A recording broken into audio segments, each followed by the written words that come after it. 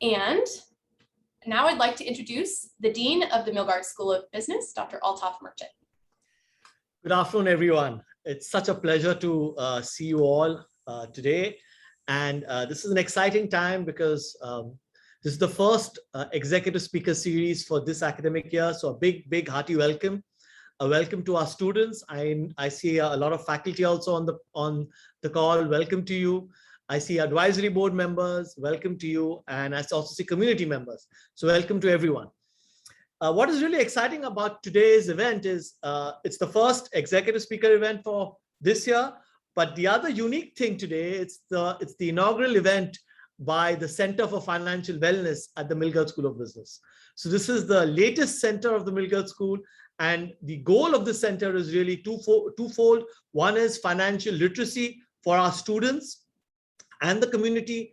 And the second pillar is really wealth creation. Again, for our students, how to help our students generate and create wealth and make the money work for them. So these are the two fundamental pillars of this new center.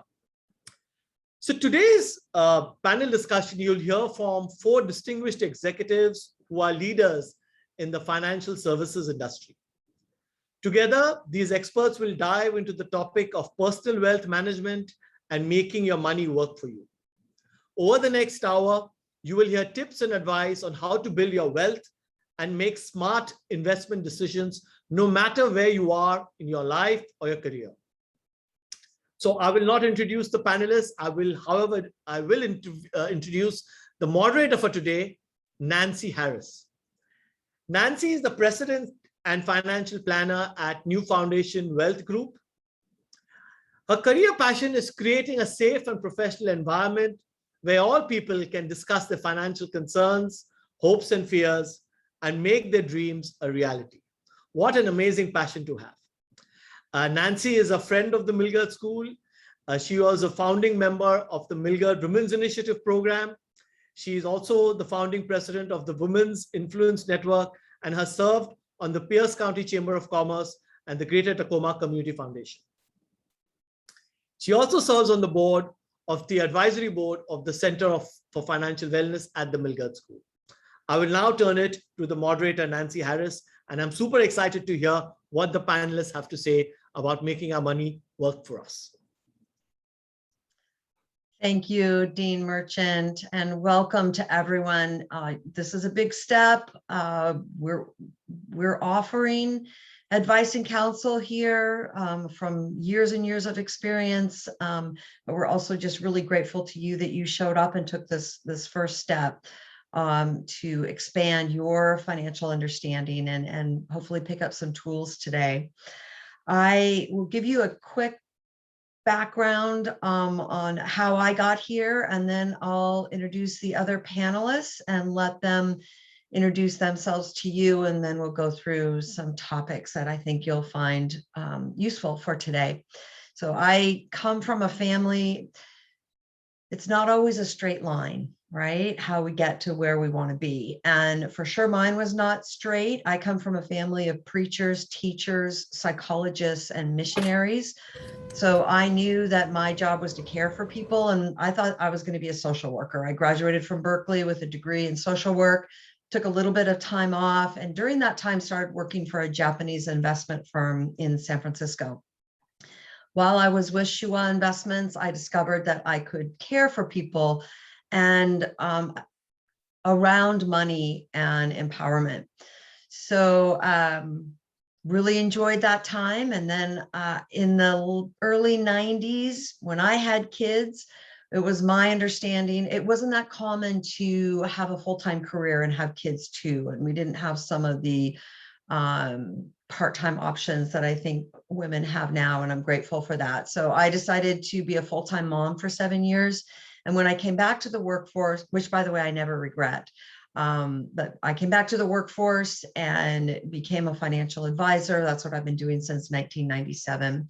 Like Altof said, my passion is to advise and counsel and collaborate with people and help them create a strong financial foundation.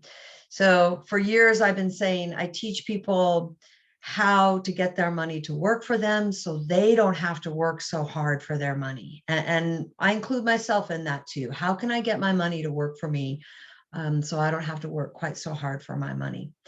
So with that, I will introduce Kathleen and have her give some of her background. Kathleen Simpson. She is an MBA and a certified public accountant, a CPA, and also Chief Executive Officer of the Russell Family Foundation. At the Russell Family Foundation, she collaborates with the board to guide the foundation's strategic planning, programs, and community affairs, and oversees the foundation's impact investing. She has extensive experience in both for-profit and nonprofit organizations. Prior to joining the foundation, she was director of finance for an independent wealth management firm. She's also had started a CPA firm focusing with CFO services and to businesses, high net worth families, and nonprofits for more than a decade. Kathleen is active in our community and across the country, serving on several leadership boards and committees, such as Confluence Philanthropy, American Leadership Forum of Tacoma Pierce County, and the advisory board for the University of Washington Tacoma's Milgard Center for Leadership and Social Responsibility. So it's my pleasure to introduce to you, Kathleen, and if you can fill in the blanks and let us get to know you a little bit, appreciate that. Absolutely. Thank you, Nancy and Altof. It's great to be here. I'm looking forward to the panel with Ollie and Don. And thanks for the introduction. I'm currently the CEO of the Russell Family Foundation. I've been at the foundation for 7 years, 5 as the CFO and 2 as the CEO. And similar to Nancy, my path wasn't a straight linear path. The first time I took accounting in college, I failed it miserably and didn't think that that business career was for me. While I was in college, I was working to put myself through college, and I was an office manager. And the CPA for that business mentored me, and what I call the aha moment. I really experienced how accounting and finance worked, how it was the language of business and the economy. And that's what inspired me to follow the path to become a CPA. As Nancy mentioned, I've owned a CPA firm for over a decade, providing CFO services to businesses and high net worth families. Served on several nonprofit boards, lending that talent almost always as the treasurer of the nonprofit board, as a lot of us in finance realize that we can share those talents. And it led me to my current role at the foundation, being able to intersect my finance and investment skills with a mission-aligned, community-focused organization, which I'm grateful for. So I look forward to the panel. Thank you, Kathleen. Next, it's my pleasure to introduce Allie Chris. Allie and I have kind of been moving in separate circles, but what we do is quite similar. I have a lot of respect for her. Allie is a CPA or a CFP and a certified divorce financial analyst. She's president and managing partner at Financial Insights. As the president and head of wealth management and retirement planning, she specializes in comprehensive wealth management for high net worth families, including investment management, tax and estate planning, retirement preparedness, and multi-generational planning. She is actively involved in our community, as all of us are on the panel. She is also very involved with her alma mater, Tacoma Community College. She's received much recognition locally and nationally, including the Raymond James Woman of Distinction Award in 2018. Allie and her firm's mission includes a strong emphasis on both education and philanthropy in the Pierce County area. So Allie, please fill in the blanks. Thanks, Nancy. I am the president, serving as the president of Financial Insights here in Tacoma, Washington. A little bit about my history. So I attended Pacific Lutheran University here in Tacoma. And in 1998, I started working at Financial Insights, filing and answering the phone. So I would say most of my career has been spent at Financial Insights. I started at the ground up. I did not have a CFP. I did not have a college degree when I started. I filed, answered the phones. I did janitorial for a few years. I worked at the front desk. I became the client service manager. I became the marketing director. I became the client manager. I got my CFP and started out as a junior advisor and worked my way up. It's been a wonderful journey. I thought that everyone wanted to be the boss and the owner of a business. So that was always my goal, was to work my way up at Financial Insights, and it's just been a joy. I'm now the sole owner of this firm, and it blows me away every day. And I'm really happy to be here speaking to you about retirement and wealth management, and talk to you a little bit about how we can help you. So thank you. Thank you, Allie. And Don Clark, he is the CEO of Sound Credit Union. He has an MBA, and he's also a certified public accountant. As Chief Executive Officer at Sound Credit Union, he has worked his way through the credit union up and up and up, and has served them for quite some time. One thing I want to point out is that his MBA is from the Milgard School of Business. Congratulations, Don. He earned that in 2014. I'm just going to list a couple of his past roles at the credit union, because I think, again, our career paths it perhaps can provide some inspiration to other people on the meeting today. So he started, let's see, actually Vice President and Chief Financial Officer. He did a stint in that role from 1995 to 1998.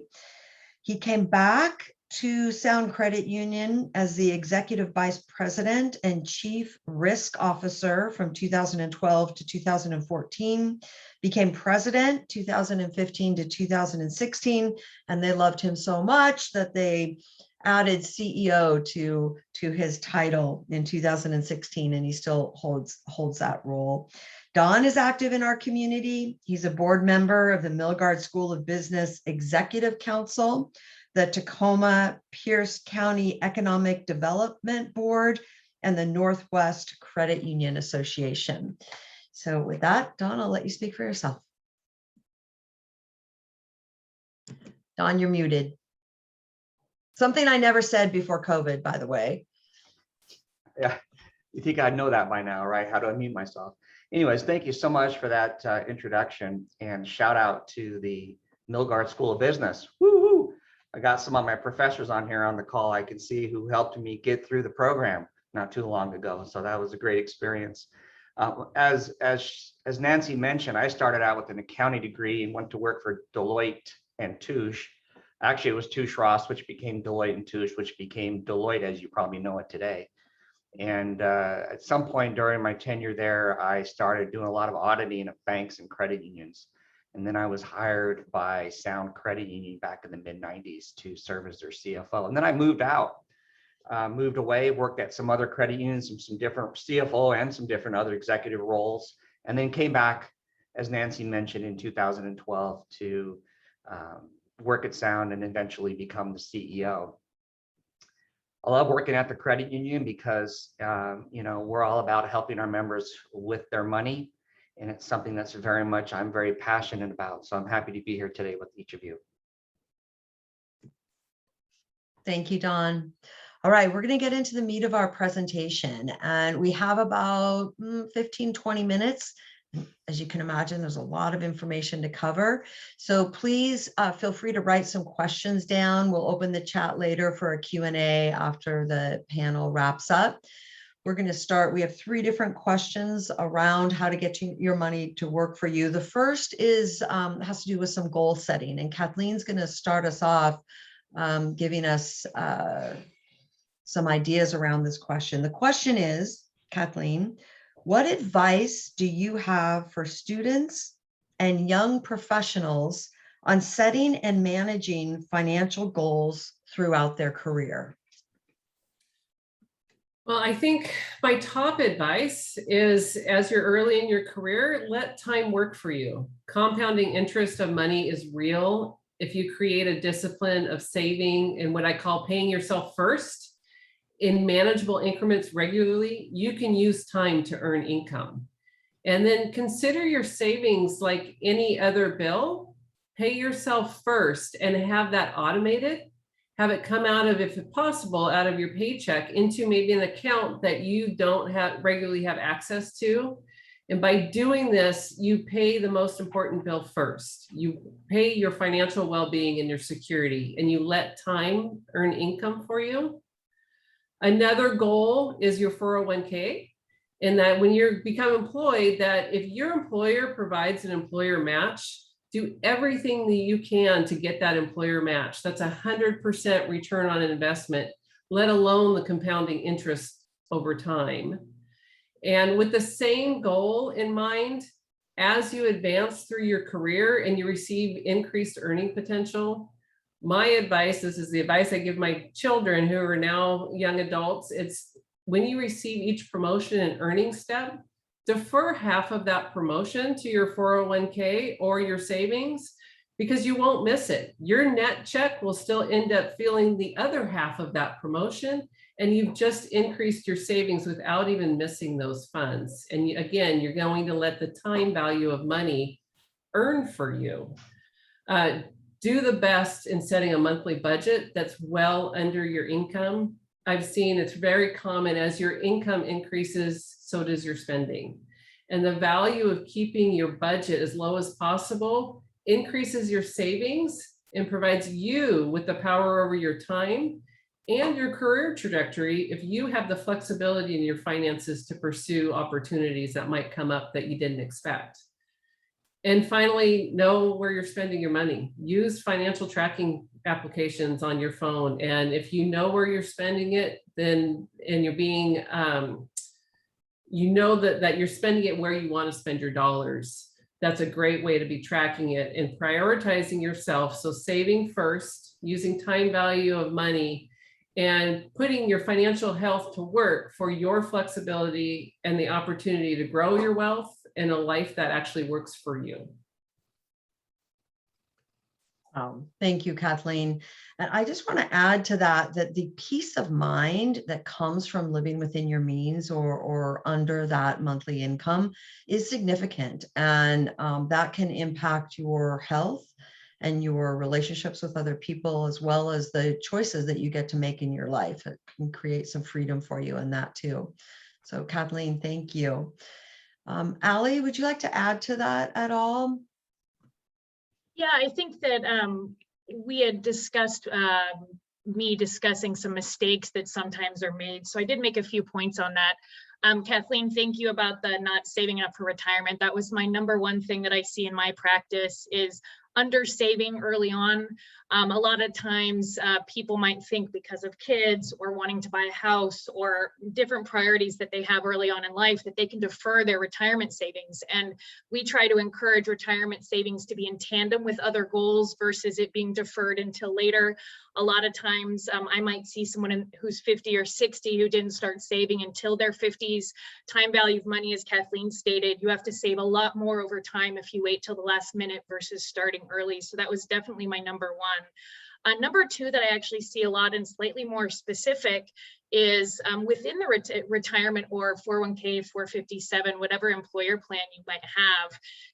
Not really monitoring what the investments are. You know, so a lot of times I'll see accounts and they're still sitting in money market or cash and have been for years because someone just didn't look at their statement or know that it wasn't invested. So I would encourage you when you do start up your 401k to make sure that you know that it is invested and that you know what it's invested in. And those investments are matched up to what we call your risk tolerance, which is your age, your timeline, and your feelings about risk. Sometimes younger investors are too conservative.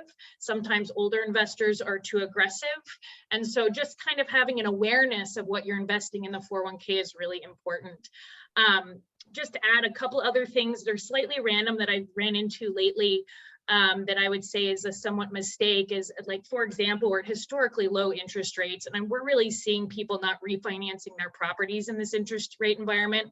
People with houses that still have 5, 6, 7% interest rates, missing out on opportunities to refinance right now. And then also a secondary and a last thing I'll add is younger investors or younger planners aren't really checking their credit reports annually from the 3 reporting agencies. And so a little known that you can check for free 3 of your credit reports from Experience, Equifax, and TransUnion. And that's a good way to start getting to know what your credit score is and see if you have anything that you need to be working on there. So just a few things. Thank you, Nancy. Great, Ally. Thank you so much. Dawn, do you want to address any of the mistakes that you've seen with investors or savers, your clients, people you work with? Yeah, I think the probably number one thing that we see is members, spending more than they're earning. And that when they do that, it causes situations for them. And I'll give you an example. I actually have a son who's like 25 now, and I've been working with him over the last 6 months for him to understand this as well, that he's trying to figure out why he can't ever have enough money in his account to pay rent. Like he struggles every month to save enough money to pay his rent. And maybe some of you are struggling with that as well, or maybe it's your mortgage payment or your car payment or whatever your obligation is, your student loan payment. And when I started talking to him, it became very apparent to me that the reason that's happening is it's not necessarily because he's spending more than he's making. It's actually, he doesn't even know really what he's spending on. Like I asked him, well, how much do you spend on smoothies a month? Because he loves smoothies for breakfast. He couldn't, he didn't know that. Well, we looked at it, we realized how much he was spending. So we went item by item. How much do you come out of your accounts for subscription services every month? And he has a Spotify, and he has all these subscriptions. I think once you understand where your money's going, you're going to have a better chance of actually doing what some of the advice that you heard already, which is saving, being able to save and get ahead of things and not get stuck in some of these really, really high priced services that are being offered to people who are stuck in the lost type situation. Yeah, Dawn, I love that. I don't know if you guys have heard of Susie Orman. I might be dating myself a little bit. She kind of became like a crazy personality on TV, but one of her first books I read, and she asked the reader to think about their first memory about when money was significant. What's your first money memory? And for me, I realized my first money memory was my mom cutting up her credit cards and crying. And so, how did that impact my life? I mean, look what I do now, right? But I do think that Ally pointed out, your credit score, that matters. And there's a smart way to use credit, and there's a difficult way to use credit. So I do see particularly younger people who are starting out and maybe have less of an earning potential than they will later on, using credit in not always the best way. So I definitely see that as a problem or a mistake that we can all make, and maybe we have made in the past. The last question that I'm going to address to Dawn is, imagine you're talking with a young professional with limited disposable income. How do they prioritize? Paying down debt, saving for an emergency fund, maxing out their retirement account, their 401k. And I think this is particularly a great question for Dawn because the Sound Credit Union wears many hats. And I think this is about how do you prioritize the different aspects of your financial life. Yeah, and once again, I'll go back to my son. It's really hard to get ahead in life financially if you can't meet your basic financial needs and bills. Once you can do that, and if you're in a place where you already manage that and you already are saving, like Kathleen had mentioned, and you have an emergency savings and so forth, then you can look at other type strategies to build your financial health. But 55% of Americans live paycheck to paycheck, more than half. And about 40% of Americans do not have $400 in cash or a credit card line that they could pay off right away to cover an emergency. That means if you have something happen in life, like you need to replace 2 tires, you need to do new brakes, you need to have a bill, you have a medical bill, or any of those things that come up right in life, you're going to be financially stressed. And you may be tempted to turn to some of the services like I talked earlier, some high price services such as payday loans, overdraft protection, and many other services that, once in a while, these products may be fine, but people get reliant on them because they're not able to actually figure out their money and be able to cover those basic needs. So at the credit union, you know, we have a mobile app and we have tools to help people who need help in this area. There's little budgeting tools where you set budgets for eating out, you set budgets for shopping for clothes, whatever the budgets you want to set. And then when you start off, all those bubbles are green, meaning you can spend. But as you spend, the app will track your spending and categorize these spendings. So when you go to taco time, it's gonna, you know, categorize that as fast food. Well, those bubbles start to get bigger, and they turn yellow as you're getting close to your budget, and then they turn red, and they're really big, so you can't miss it. And that tells you that you've hit your budget for whatever category that is. It's a tool to help you visually see how you're spending your money and managing your money. One of the things we also do is automated transfer programs where you can set up how much you want transferred into your savings account with every paycheck that comes in. Your deposit comes in, there's an automatic transfer that moves $5 to your savings account, $10, $50, whatever you can afford as you begin to build your emergency savings account. And so, you know, research shows that money stress is very much related to your overall health. And so whatever you can do to minimize that is going to help you in life. And there's a lot of entities out there that calculate a financial health score. And the number one thing that I've seen that they attribute to in terms of improving your financial health, and it's going to take work on your end, is this whole concept of having an emergency savings account. So if there's one thing I would prioritize, if you're not there yet, would be to start that somehow. Buy one less of coffee at Starbucks, and put that $4 or whatever it is that you spend there once, you know, in a savings account, and just start to build that, so that when that event happens, when you need extra money, and you don't have to go borrow it from somebody and then owe them money, you know, you don't have to go to a payday lender, you can use your own savings, and then you can begin to replenish that account. And I think that would be where I would start and prioritize. If you're basically do not have a savings account, an emergency savings account, I would say work on that. And there's a lot of ways to do that. If you have a credit card, if you have a car loan right now, you know, I know that at Sound, you could bring your car loan to us. We'll try to give you a better rate and give you 2% cash, whatever the balance is.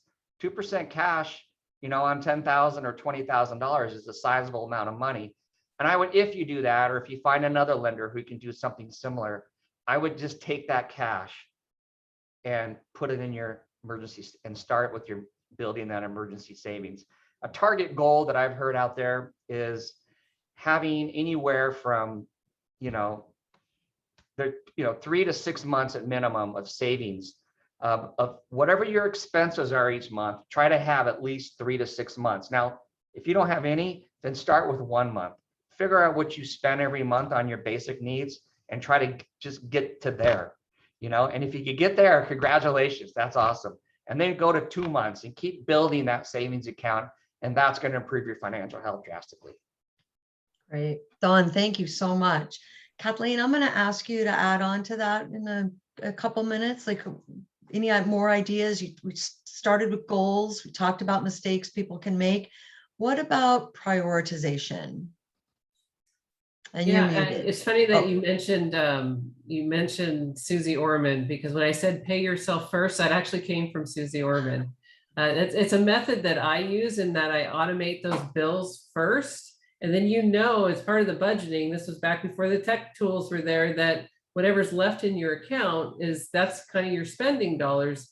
But I agree with Don. It's really about how much, and keeping consistent, even if it's $5, it's just a couple of dollars each month, but you're doing it consistently to build that reserve, I think is incredibly important. And the budgeting tool, I think if you're aware of where you're spending, what gets measured, gets managed, And I think just being very aware and intentional, and it doesn't mean that your budget, you need to restrict all of the fund spending, but it is about prioritizing and knowing that you want to reach certain goals, and it's consistency. Consistency and living below that budget, I think, are key.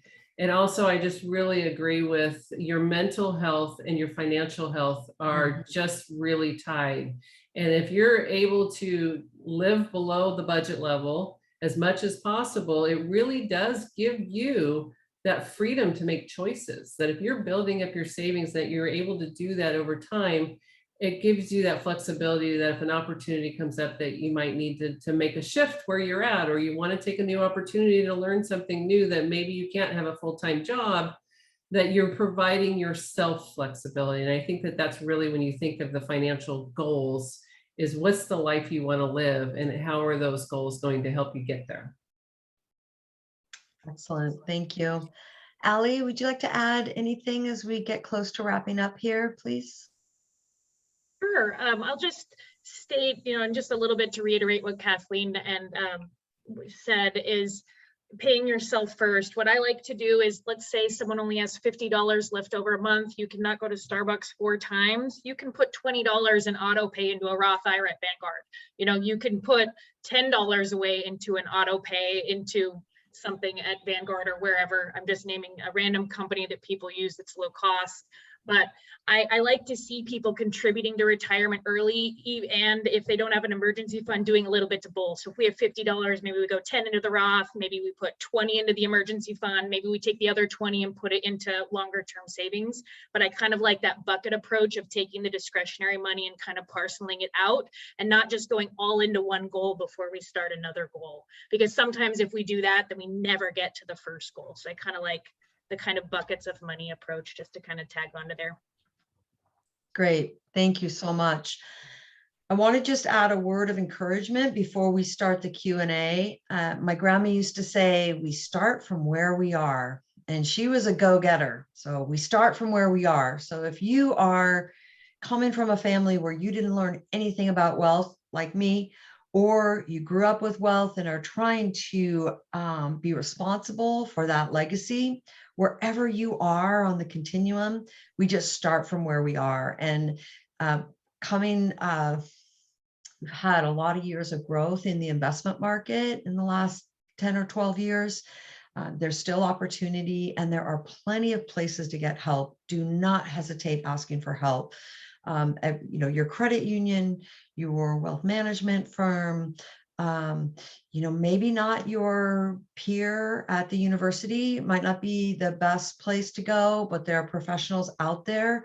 We donate our time as well, and we'd be happy to help you.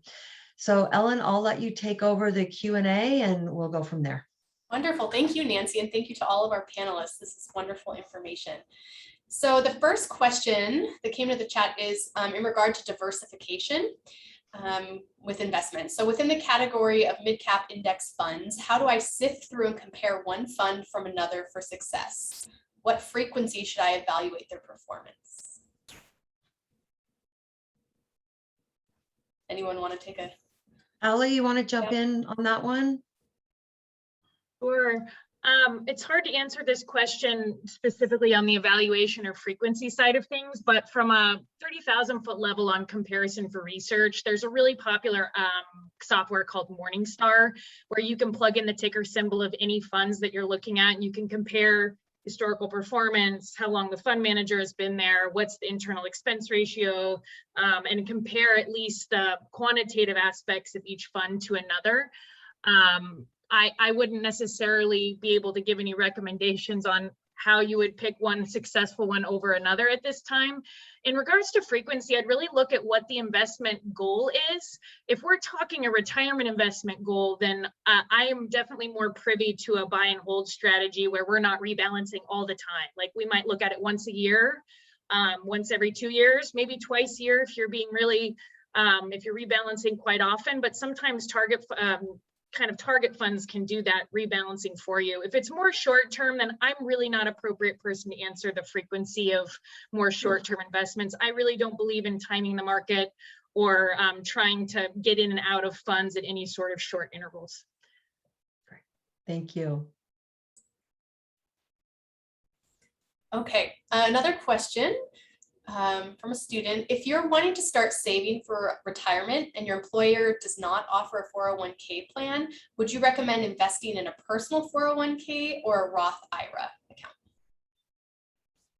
So I'd be happy to take that.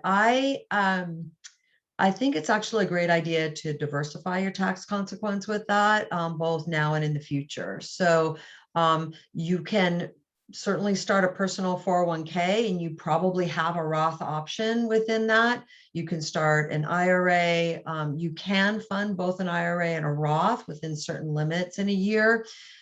In that way, you're deferring some of your taxation, but also taking an advantage of tax-free withdrawals. Now, the younger you are, the more you have time to work for your money. We've talked about that. And so a Roth IRA may be a better option for you. Nancy, would you be able to like add on to that on the difference between a Roth for the audience of if they're putting in now and the ability that if they have an emergency or there's specific spending opportunities that they might have, like for education or other things, that they can access that without tax penalties? Right, great. So Roth IRA is a beautiful tool, especially if you're under the age of 50 or 40. So what you put into a Roth grows tax-free. So when you pay taxes on that money as if you would for money you put into a savings account, and then it grows tax-free. And when you pull it out, all the growth is none of what's in there is taxable to you. You've already paid tax on the principal, and all the growth is tax-free. You also have opportunity to pull out the growth along the way. I'm sorry, the principal along the way. So you can use that without a tax penalty and without taxes if you pull out what you put in. You also have opportunities to use a certain amount of those funds tax-free, both growth and principal, for education or a first-time home purchase. So there's different opportunities to access that money, which makes it more available. We call that liquid, has higher liquidity than a traditional IRA. Great. Okay, we have another question. With a post-COVID world approach favoring work from home, how does the investment community now look at investment in commercial real estate? Or are they looking more at business model rather than asset-based investment? I can take that up from my perspective, and I think we're still learning. We're waiting to see, what does the commercial market look like? There's been a huge shift, but I personally strongly believe that there's going to be a hybrid approach. There's still going to be a need for the commercial space. It may change. I'm seeing a lot of organizations, having more like hot desks, but they still want that opportunity to be together. So there might be people shrinking their footprint. But I also believe that real estate is a great investment in your diversified portfolio. But I think time's going to tell. And what is a commercial space need look like? And I think it's going to evolve over the next couple of years.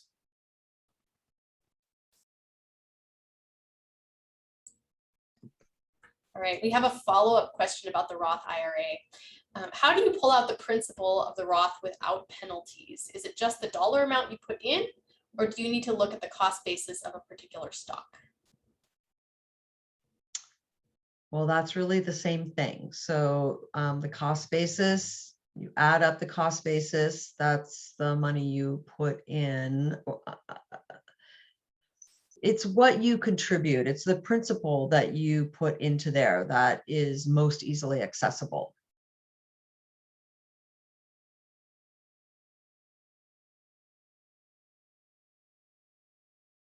Can I just tag on to that just a little bit? Please. Sure.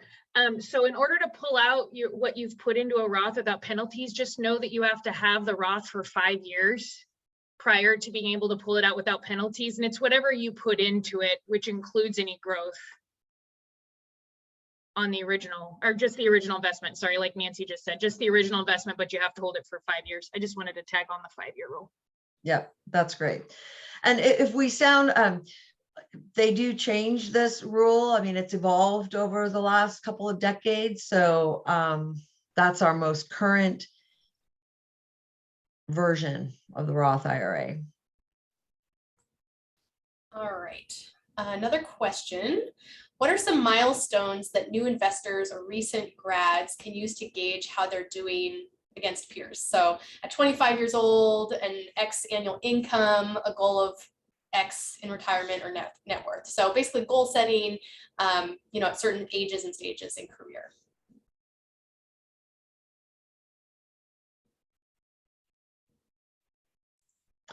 So is the question around annual income or savings? I don't know that any of us is particularly can answer the annual income goal. There's just so much involved in that.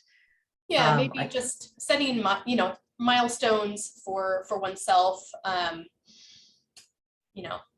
that's, I'm sure it's subjective based on, each individual and their circumstances, but if anybody wants to toss something out there more about goal setting. I guess maybe I'll jump in here because I have 6 kids and they're all very different from each other in terms of financially and how they.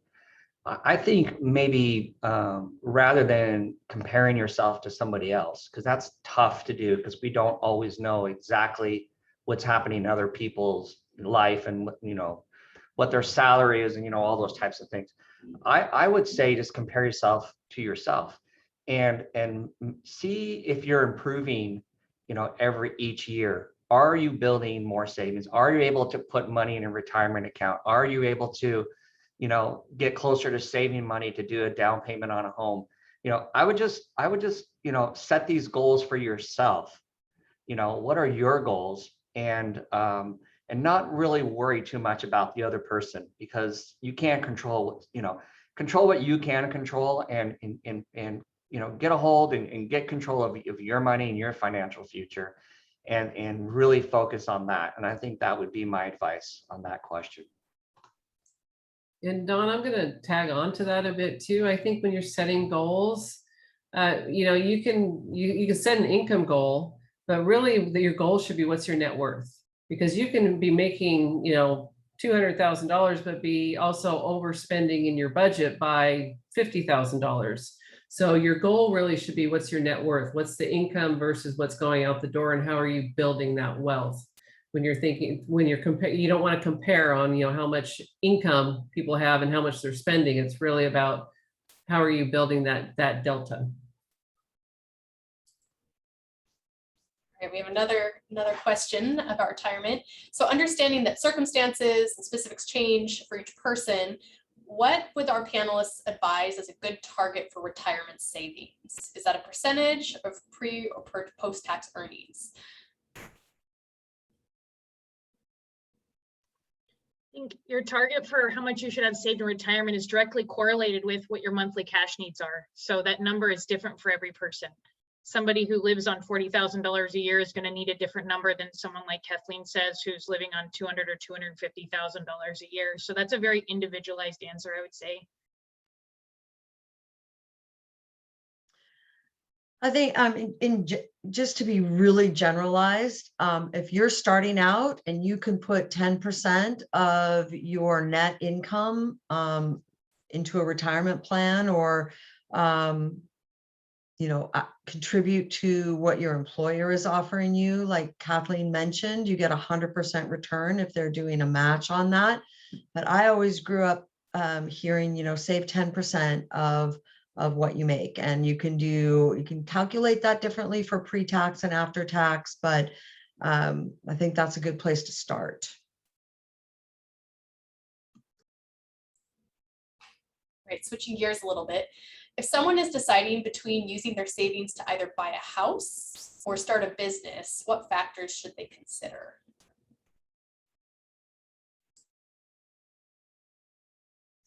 That's a good question. I think it really depends on what's your goal, what's your priority. If you really want to be in a home, then save for the home, and then potentially use your home. Many startups, if you do an SBA loan, they're going to want to secure and collateralize that loan. In many cases, they'll take an interest in your home, so you can actually use your home as collateral for a business loan. Now there's a lot that goes into underwriting, but I'm being very simple, very simple here. But I really think it comes down to if you really want to start a business and you want to be successful and you need that cash and you're happy and you're okay with living in an apartment for 2-3 more years, whatever it's going to take, then I just think it's a very individualized decision. But don't forget that you can, in fact, many times you're being required to put up your home as collateral on a small business loan. I think that's a great answer. I would just add to that while you're renting, that's money that you're never going to get back. So particularly with real estate in our area continuing to go up, there's opportunity to make an investment in your home and stop paying rent, which can definitely make a difference in your long-term net worth. And I love the idea about collateralizing that Don brought up. So I guess I would lean toward the home first. Well, I would, if you're able, there's a lot of grant money out there, and many lenders participate in grant processes where they can help with your down payment. In fact, I'm doing this with my son who lives in Colorado. He's older and he's kind of rented and he's done with renting. He's going through the same process that Nancy explained. He's done throwing money out and not owning something for himself.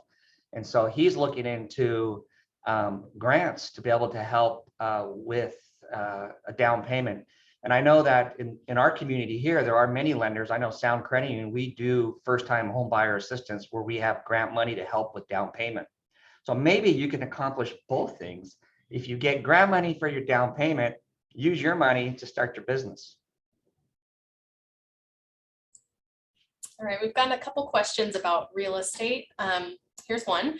Would it be a better decision to wait for the housing market to crash to purchase a home, or start purchasing a home now instead of continuing to pay apartment rent?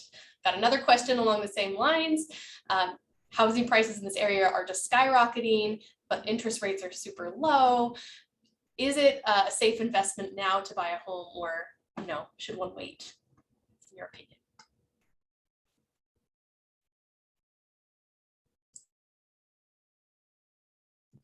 Well, I always say that if I knew what the market was going to do, whether that's the stock market or the housing market, I probably wouldn't be here right now. I'd be on a beach somewhere, right? So unfortunately, we don't know. We don't have a crystal ball. It's just I like what Ali said earlier about the risk profile. This is a very individualized question. What are your needs? What's your comfort with risk? I couldn't give a blanket answer to that, to either of those. I agree. I've heard once that if you make a living using a crystal ball to predict the future, you better love the sound of shattered glass, because we just don't know if the market's going to crash. And if it does crash, how much is it going to crash? And in the meantime, while you waited, what could you've saved, right? What could you've earned for yourself as opposed to paying rent? So I too do not have a generalized answer. It's really individualized depending on what you're looking to do for yourself and your family.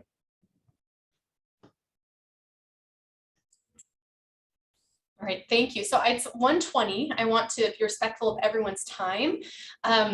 What I'm going to do is I will put the QR code up now for our Milgard Gold participants. So if you have to run off to class, you can get that QR code. If our panelists are willing, we can stay on the line and answer a couple more questions as we have time. But I would like to thank you all, panelists, for sharing your valuable time with us today. And I will put up this QR code so that our students can access it in case they need to run off. And with that, I'll ask the next question too. Do you have a favorite book or recommendations about financial literacy or investing? I love, David Bach wrote 2 books. One is called The Latte Factor, which is, I mean, we've mentioned it a couple times today, right? Don't buy that latte, think about making your smoothie at home, blah, blah, blah. But The Latte Factor is an interesting book. He also has a book, 1001 Financial Words. And a class that I've taught in the past is the language of money. So it's really important to learn the language of what we're talking about so that everyone can feel comfortable asking the appropriate questions. So I'm sure you guys have some too. I'd love to hear from Kathleen and Allie and Dawn about that. Nancy, you've just named many of my favorites. And when my kids ask me specific questions, it's actually, let's ask the specific questions through Google. I mean, there's just so many resources out there if you're looking for something very specific. So not to repeat the same titles that you've provided. Oh. To tag on to you guys, I love anything by Warren Buffett. Old school, Intelligent Investors, great. And I like all the certified financial planner coursework, you know, in the event that you want to study that. It is all the information that you'd ever need. And we need more people in the industry, so. I too like many of those books. There's also a lady named Jean Chatsky who does a very good job talking about making money. It's called Making Money, Making Sense. And I enjoyed reading that, you know, some of her things. Susie Orman as well. You mentioned Susie. She does a great job as well.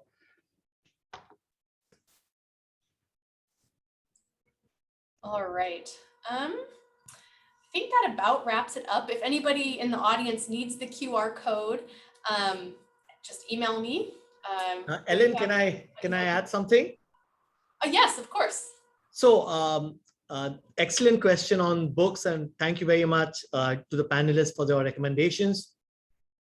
So on November 5th, between 2 and 4 p.m., the Center for Financial Wellness is organizing a free introductory workshop on financial management. It's called Introduction to Personal Finance, Your Journey to a Financial Wellbeing. And the instructor for that workshop is Professor Hee-Suk So, who's a professor in the Milgard School of Business. This workshop is open for everyone. It's going to help you identify your saving goals, how to follow a budget, how to manage debt, saving for retirement, determining your net worth, and several other very, very important items. So those on this call who want to take this conversation further and want to know more about it, please do register for this workshop. It's a free workshop open for everyone on campus. That's all I have to say. Thanks, Ellen. Wonderful. Okay, well, thank you so much, Nancy and Kathleen, Dawn and Allie, for your words of wisdom and advice for our students. I think we've all learned something here today, and we really appreciate you spending your time with us and giving back to our students. Without any further ado, I will end this call and thank everyone for joining us today. Thank you so much.